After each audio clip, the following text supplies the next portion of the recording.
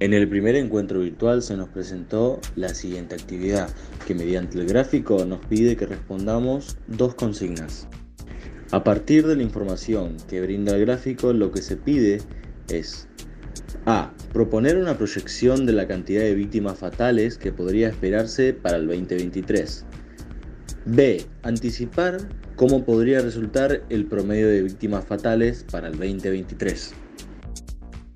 Bueno, a simple vista podemos ver que entre los años 1975 hasta 2019 existe un intervalo de 44 años y desde 2019 hasta 2023 hay un intervalo de 4 años. En el pequeño cuadro podemos ver los años y la cantidad de víctimas fatales. Por lo tanto, en el año 1975 hubieron 44.525 víctimas. En 2019 hubieron 36.096 víctimas y en 2023 no existe un número exacto aún, ya que eso se intenta resolver.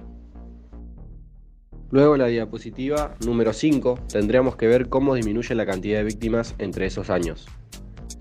Entonces, lo primero que hacemos es restar el primer intervalo con el segundo, es decir, 44.525 menos 36.096, y eso nos va a dar un total de 8.429, que ese monto son la cantidad de víctimas que disminuyeron desde 1975 a 2019. Luego, para observar cuánto disminuye por año, tendríamos que dividir 8.429 por la cantidad de intervalos, que son 44 años, es decir, 8.429 dividido por 44, que te va a devolver un resultado de 191, que ese sería justamente el promedio que disminuye por año. Ahora voy a hablar sobre el cálculo de las víctimas fatales para el año 2023. Como se expresa en la siguiente diapositiva, tenemos que calcular cuántas víctimas fatales va a disminuir en 4 años. Es decir, tenemos que hacer el cálculo de 191, que es la cantidad que disminuye por año, por 4, que es la cantidad de años a diferencia del 2019 al 2023. Esto nos arrojaría un resultado de 764. Entonces tomamos los datos registrados de las víctimas del 2019 menos el promedio de las víctimas que disminuye por año. Entonces tenemos que hacer la resta de 36.096 menos 764, donde esto nos daría un igual a 35.332. Entonces la respuesta quedaría, como podemos estimar, que la cantidad de víctimas fatales esperables para el 2023 disminuye a 35.332. Promedio de víctimas fatales por cada 100 millones de millas recorridas.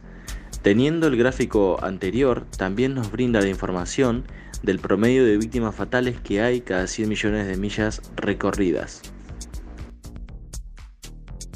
Bueno, como podemos observar en el siguiente cuadro, en el año 1975 hubo un promedio de víctimas fatales de 3,35 y en el año 2019 hubo un promedio de 1,10.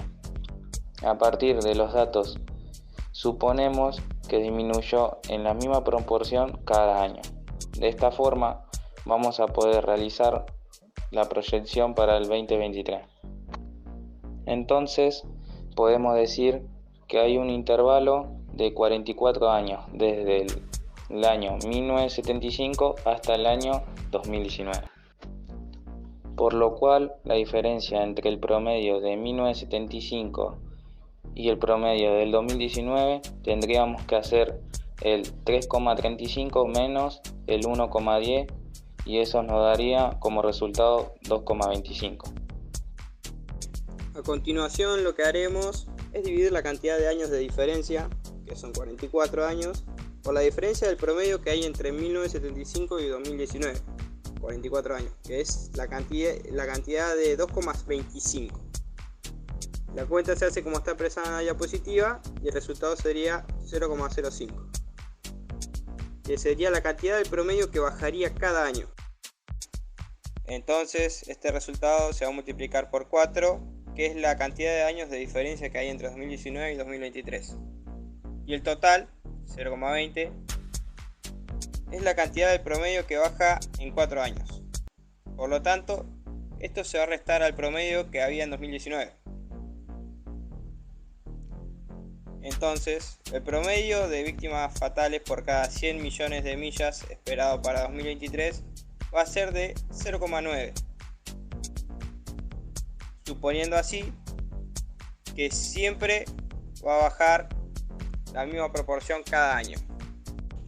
Cabe aclarar la relación entre milla y kilómetro, donde una milla son 1609,34 kilómetros.